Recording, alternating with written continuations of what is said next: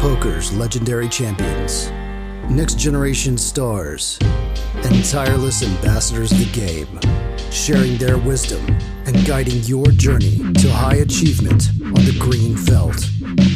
This is Tactical Tuesday on Chasing Poker Greatness with your host, Brad Wilson.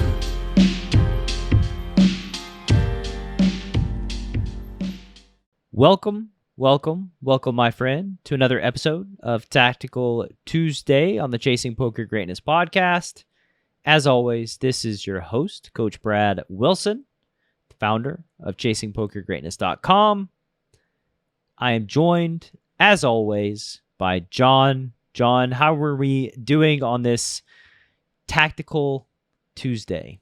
Doing good. Got a couple more bluffs for Tactical Tuesday today, where I turn some pairs into bluffs. Actually, I guess I did that on one of the first ones where I turned to 5 and jammed the river anyways. But yeah, some similar type hands to that for this week. Let me before we dive into the hand, I know that this week has been the beginning of the elite program that I'm running twice a year. It's got, I think, 6 people in it. I maybe wrote the best sales letter that I've ever written in the group.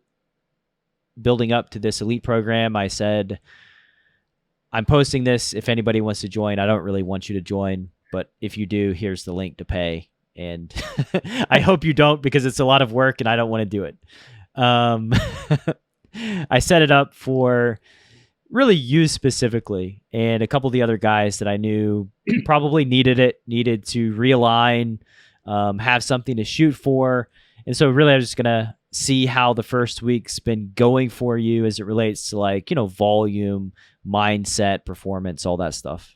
Yeah. So, I mean, I guess we'll start with volume, and that's at least on the surface, that's the main goal of the elites program. And kind of its big selling point is it's sold as a program to help players who are already, pretty competent and have a win rate, to just maximize volume and try to really just play as many hands as you can in a month and figure out what your limit is. And yeah, so in terms of volume, this week has been just absolutely incredible for me. I've played every single day. I think I haven't played fewer than 1,500 hands in any of those days. I'm shooting for kind of a high 40,000, hopefully 50K hands this month, which will be definitely a record for me at 1K NL.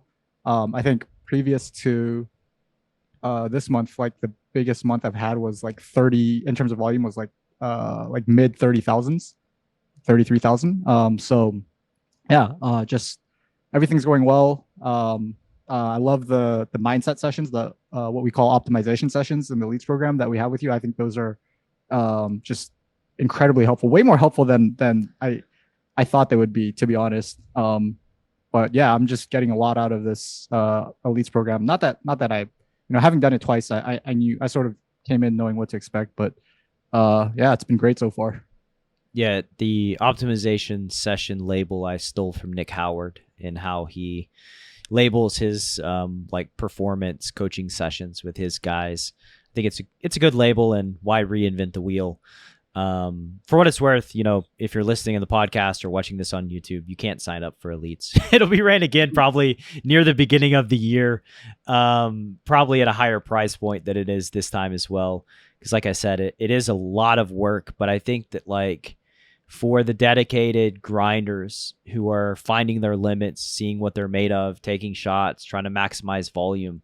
Yeah, I love the program because it works. I think that's ultimately what it boils down to, is it works. So yeah, even though it's a shit ton of work for me, I'm proud of you guys. You're hanging in there. And I think between the 6 of y'all, the monthly goal is somewhere around 150 or 150. Oh, 5 of you, 150K hands. So quite a lot of volume. Yeah. In the streets for my elites. Yeah. And just one last plug for this, I did elites last year, 2 months in a row, October and November. I was playing 200 NL for both of those months. And then 2 weeks after the second month of elites ended, I started playing 1K NL. So pretty pretty big jump there, and I think I definitely credit a lot of that to elites. Well, I think your biggest month at that point was something like 27,000 hands in a month, like volume wise, and you pretty quickly hit like 35K, and then the second month you were like hit 50K at 200 no limit. So you basically doubled your best month in 2 months. And right. So anyway, you say plug, but I just wanted to mention the program. It's not going to run again for 6 months. So. I forgot that you don't actually want people to sign up, so I shouldn't call it a plug. Yeah, not right now. Maybe in the future, but it's a thing that like I like doing. I love performance. I love thinking about performance. I love solving problems. Ultimately, if I could boil down the thing I love most about building this business, doing private coaching, doing optimization sessions, building out courses, I love solving problems. And like as it relates to performance, there's lots of, both macro and micro problems that are sticky and kind of tough to get to the root of, which is like, that's just like a driving force for me, and just having fun and like engaging my brain and just solving problems. Yeah. With all that said, let's talk about this Jack 10 hand here. You can dive into the details. Sure. So hand starts out with me in the cutoff, opening Jack 10 offsuit. Is this bottom? This is like bottom of range. This is going to be like, this is the bottom of my 10x offsuit 10x range for sure. Not opening anything worse than this. It gets folded around to the big blind, who I believe is a reg, who flats, flop queen of spades, 5 of spades, 8 of clubs. The big blind checks. I think, c-bet strategy can go lots of different ways here, especially with the gutter and like 2 overs to middle pair. I think betting a third here is fine with your range. I think this hand can also go in like your big bet category sometimes if you're playing a big bet and check strategy. I decide to check this one. I think if I'm like really want to get like into the details, I think like Jack 10 with a spade, I would certainly throw into the big bet category, but just the naked gutter, I decided to check back. I just realized, like, I just yawned while you were talking. The YouTube audience just sees me yawning while you're talking about your c-betting strategy. For what it's worth, I just spent a whole day watching the Braves play in the sun, so I need a little bit of a nap. If you're watching me on YouTube, you can tell, like, I don't get in the sun very much. It's pretty clear. Not that your commentary on your c-bet strategy is boring. Check on the flop is pretty boring. I'll let you have one yawn. All right. So you go check. The turn is a 10 of diamonds, so you turn second pair. Mm-hmm. Now keep going on what happens here on the turn. So big blind goes with pretty big bet, $35 into 50. No way I'm folding Jack 10 here. We could have the best hand. If we don't, we have outs to improve. Just lots and lots of bluffs for the big blind to pull from on this two-tone on a very straighty board. So don't think I'm going to do anything else but call with 10 and a jack.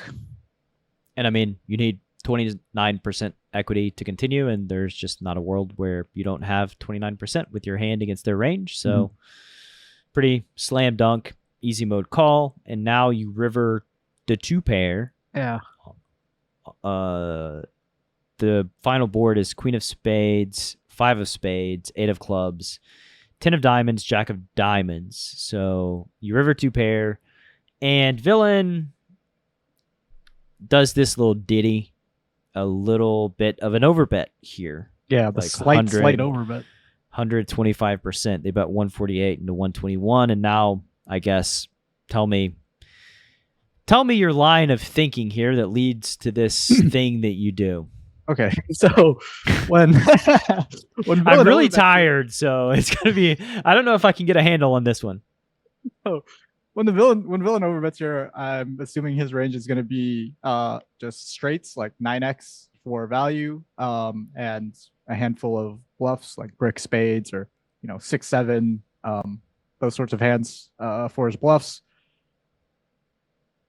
I thought that maybe I could get him to fold 9x here if I just jammed, given that I know for a fact that like he never has ace king, and I can certainly have ace king. Taking this line, I think ace king is for sure a hand that I would check back on this flop. And calling the bet on the turn once I have like 2 overs and nut gutter is pretty reasonable as well. When I'm jamming here, like I'm clearly like trying to like fold out a 9 some of the time. I don't know how often that happens. I'm like really praying he doesn't have king 9. That's like a big that's like kind of a concern, because like I assume he just never ever folds king 9. So yeah, I just ripped it here with the 2 pair, trying to get him to fold everything basically. I have no earthly idea about this rip. This is like just. I don't think I mean, maybe you do fold a 9. I don't know. Like, I know like you have ace king, they don't have ace king, and so that's sort of what leads to this jam. And it's kind of hard to find some like natural bluffs. The one downside I think is like in these kind of situations, the bluffs that villain can find almost always have like a pair. So like king queen or king 10, maybe even king jack. Like those hands would be like pretty reasonable jams here for you. Yeah. And I think that like as villains get more sophisticated in ranging players and adding in some like pairs that they're turning into bluffs, that you just end up getting called by 9x quite often. And so that's my concern. But the reality is, I don't know if villain is, I don't know if what villain's thinking about. I don't know if they recognize that those are the bluffs that you'll have to pull from. And the one thing that I guess, the biggest reservation that I have about doing it is like, it's so obvious that you have ace king and they don't. And like, it just makes it very easy for you to over bluff here. Just like, yeah, I got ace king and you don't, so suck it, right? Yeah. Actually, like one like thing that you mentioned that I actually really like is that like bluffing with hands like king 10 and king jack here are probably better. Like, like I said, I'm like pretty concerned that he's gonna have king 9 here some of the time, which never ever folds. So maybe like actually having the king myself is a much better bluff than having the jack and the 10, which don't really block anything relevant. I would say so. Yeah. And I think 2 pairs just going to win here some. Like facing this polarized overbet. That's kind of the theme of this. The theme of this week, I guess, is like sort of like unnecessary bluffs. Like you don't have to like rip it. You can call here sometimes and expect to win. You don't have to turn this into a bluff. But yeah, so I again, like I said earlier, like I'm just trying to fold out everything, like all his bluffs, all his hopefully his 9x and I don't know. I didn't expect him to bet any better than 9x. No, I don't know if we have to jam, but I just I want him to know what I'm repping here. Like, I don't want him to be confused that like, hey, maybe I'm chopping with a 9 that is raising here for value. Like, no, man, I have ace king. Like, I mean, trying to fold out a 9 is like best of luck. I don't know that like in the next hand that we're about to dive into, like, you end up doing something with your intent to not be folding out top pair because nobody folds top pair. Yeah. And here we're trying to fold out a straight. I don't know. I don't know what to think about this one, John. Like I said, I've been in the sun all day. Like, I'm sort of biased because I know the result, because we went through this hand beforehand and the result makes you look like a fucking Houdini. Actually, I don't know. When I saw the result, I didn't know that I actually didn't know how to feel. Like, I didn't know if that made me feel better or worse, to be honest. Well, like, we'll just show the viewer and tell the listener the result. So villain folds. I don't know. Did they tank? Yeah, he actually tanked all the way down, like used time bank. And I actually thought he had a 9. I actually thought he had a 9. And I was like, oh, like he's thinking about it with a 9. Like, please fold. And then I went back and looked at the hand later and he had pocket 8s for a set, which overbet the river on a 4-liner. I don't know if you want to try to explain that one for me. I think that actually, I think it makes sense as an exploit. I think that like what they're trying to do is like basically polarize in this spot and get called by like some top pair or some 2 pair. Mm-hmm. And by overbetting also sort of dissuade bluffing. I think that like the overbet's probably the least bluffed bet. It's the least bluffed size that people like raise against, right? So like basically villains are going to under raise versus the overbet. So like they can be pretty confident that like when you do raise that they have a straight, and so that makes the fold somewhat easy. The fact that they tank down and went in their time bank before folding makes me believe that they had some second thoughts there about your jam. And it also makes me believe that like a 9 is never a 9. So like the absolute result of the hand, somehow you turn your 2-pair into a bluff when villain had exactly a set, which makes you look like the wizard of all wizards. But I don't think they're folding a 9. Yeah, it was like not my intent. For sure. So like, that's why I said like when I went back and looked at the hand, and like, you know, obviously I remembered that this guy tanked down. I was like, wow, I guess I'm never folding out a 9 if this guy like thought that long with the set. I actually don't think I don't think his bet or her bet is like bad on the river. I kind of like it as an exploit. I think it's kind of reasonable. What's interesting too is that had the big blind picked like a slightly more normal value size, like 3/4 or 2/3, I would have been way too scared to go for the jam. But because the villain like went so polar, I was like, oh nice, I'm just gonna repolarize even more, and like I get to do this because you went so polar. But if they went like a normal size, I'd be like too scared to raise, thinking like, oh, a 9's just gonna call every single time. Real problem here too is like if villain's doing this with like sets and then straights, like you're getting eaten alive in this spot. Like they're crushing you if they fold their sets and then call with their straights. Yeah, but maybe I raise smaller with my straights and they call with their sets. Why do you raise smaller with your straights? I don't know, like my 9x or something, so that I can. Now that I know that people like bet sets for this size, like I can have a slightly smaller value raise, like split my sizes when I actually have straights, so I can get called by some of these hands sometimes, hopefully. Oh boy. I don't think this hand will happen again in the near future, this exact line. But I guess if it does, here's the bottom line, ladies and gentlemen. When you have a chance to represent ace king and the other player doesn't have ace king, you just fucking go. Just go for it every single time. Just pile every time.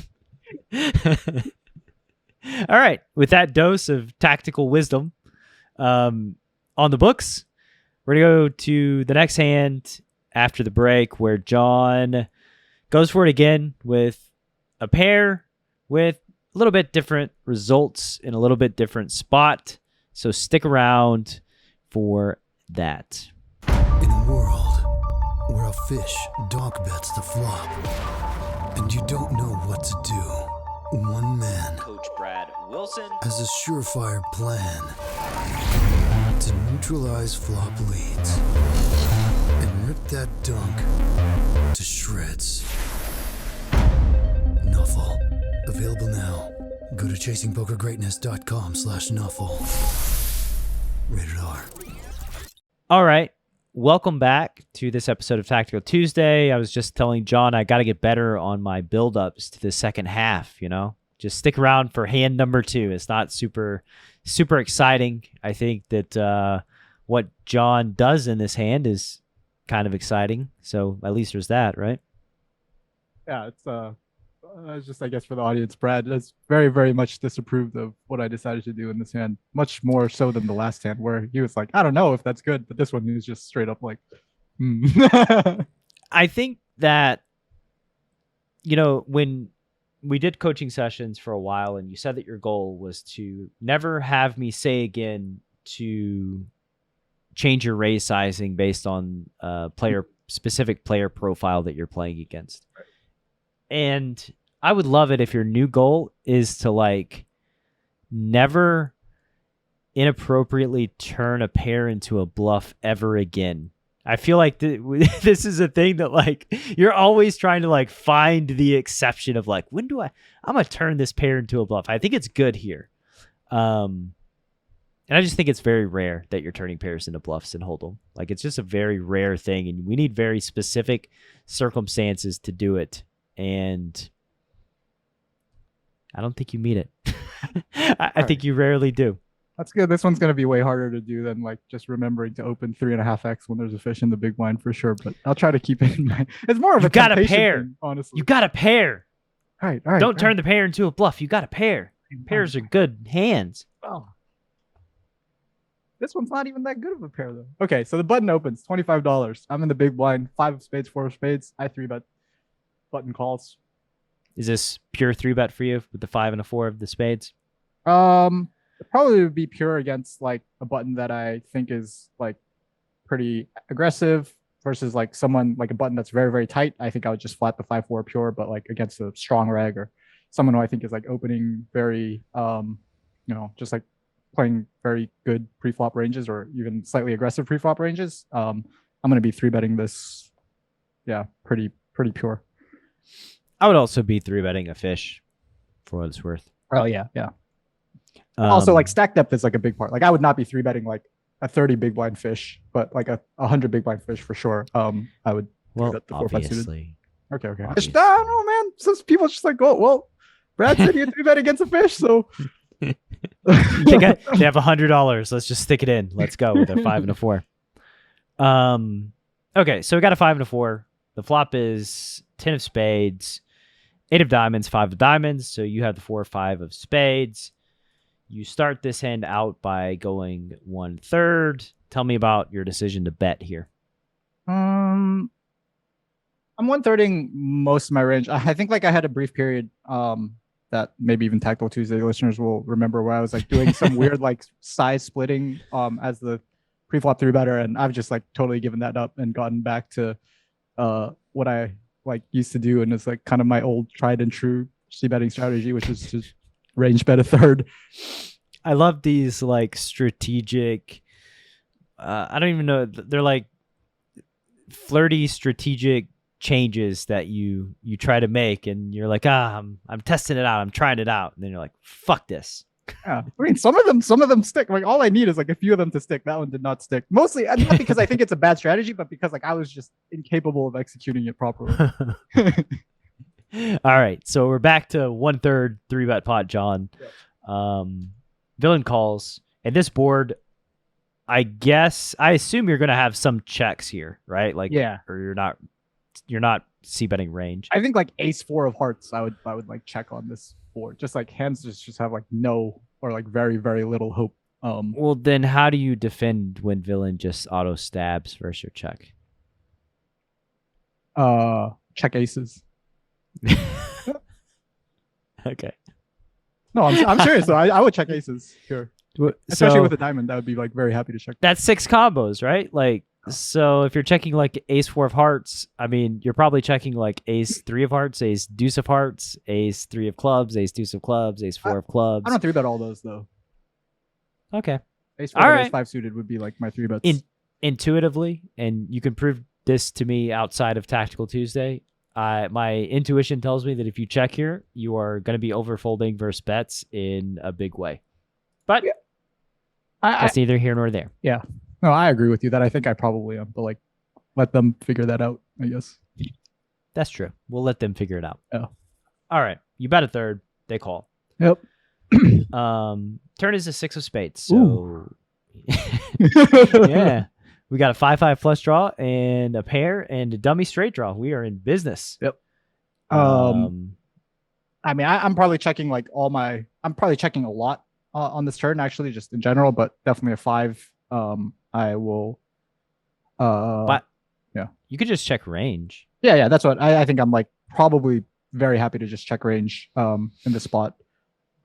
Just trying to think of hands that I would like certainly bet, like maybe like even like turn spades. I think I would check. Diamonds I would check. Yeah, I think you're right. I am checking range here. Yeah. Okay. So you check with your pair, flush draw, gut shot, and villain bets the old third ball. So villain bets a third, and now tell me what you're thinking here. So I was thinking that like maybe I can get like, okay, so first of all, I guess I'll say like what my interpretation of this third pot turn bet in 3-bet pots is, and it's like it's a lot of hands. Almost to the point where like I would feel comfortable saying like it's like close to range, from the button, or from the in position player. I would expect like lots of like all the draws to bet the size. I would expect like 10x to bet the size. Maybe even hands like pocket nines. Hands like 8x, like 8-9, maybe 8-7. If he has all those hands to bet the size as well.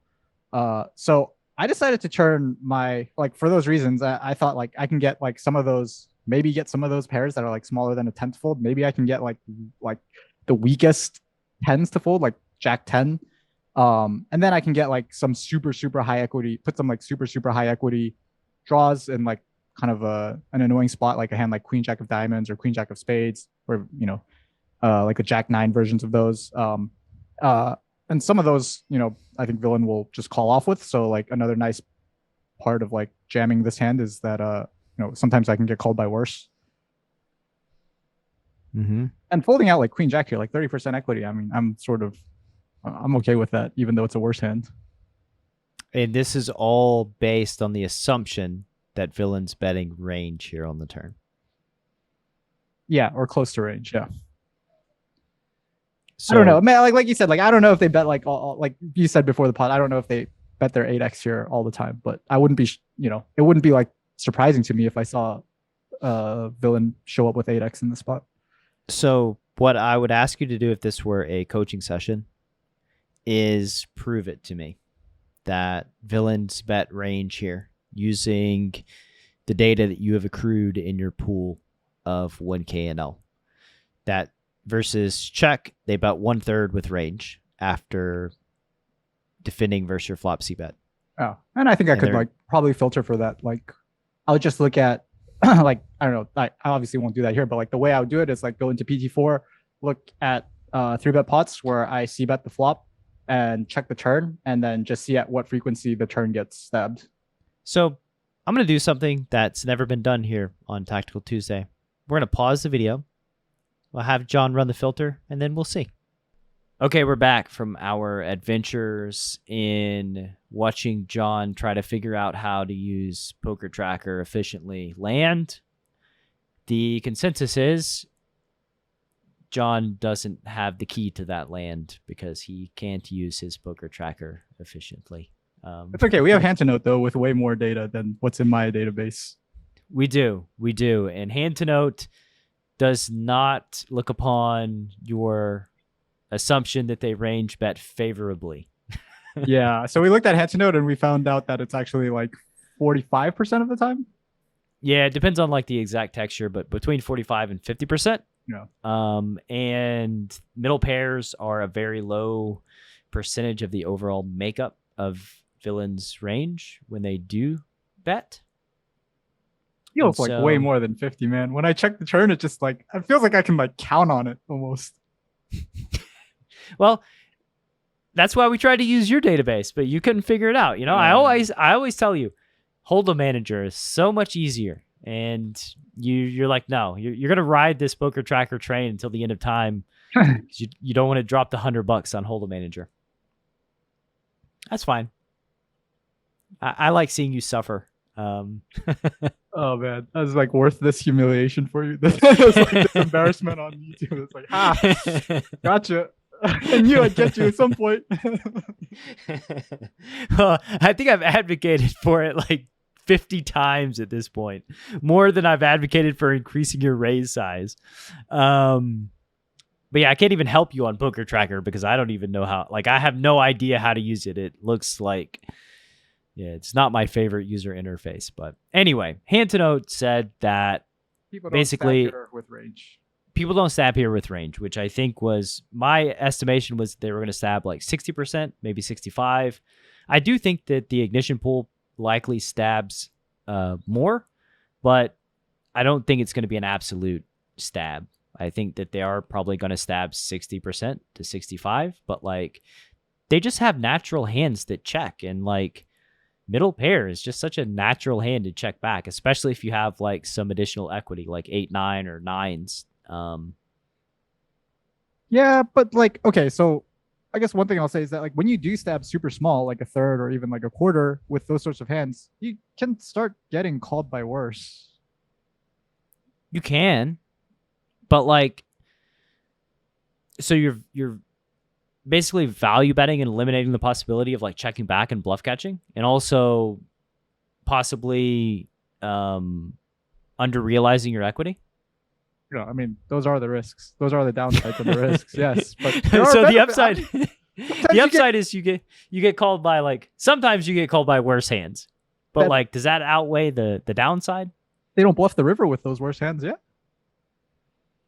Yeah, but you can still value bet the river, and you're not going for 2 bets. Yeah, but those hands are not going to call the river. We don't know that. Well, if you have like, I don't know, if you have like King Jack here or something like 2 overs and the guy bets quarter pot, or like if you have like Ace Queen here and like 2 overs, like they might call, but if you bet that on the okay, fine, maybe they do bluff catch, but not with like King High, I guess. Are they gonna call the turn with King Jack high on 10, 8, 6, 5? Man, if you bet small enough, who knows what can happen? This has been so derailed. I don't know. I don't even know what to say to that argument. Basically, I would say that most people are just checking back their middle pairs to realize their equity and make it to showdown much more efficiently. So Okay. I think that like when they do bet, they're probably betting some hands like the aforementioned King Jack that has very little equity, or King Queen, maybe like an Ace Jack that floats, Queen Jack that floats, along with possibly some flush draws, and then top pair plus. Okay, fine. Even if that's true, we can still get called by worse when we have a 5. Ay. The problem is they don't fold their top pair plus. That's the problem. Yeah, like yeah, when that is a when we problem. stick all the money in, when all the money goes in and they call, like we just lose shit tons of money because we fold out the hands that we've got a significant equity advantage against and get called by the ones we don't. Okay. Which is why like which is why like when you jam with a pair, the goal should be that there's a high concentration of pairs in villain's range, and they're going to fold a reasonable percentage of them.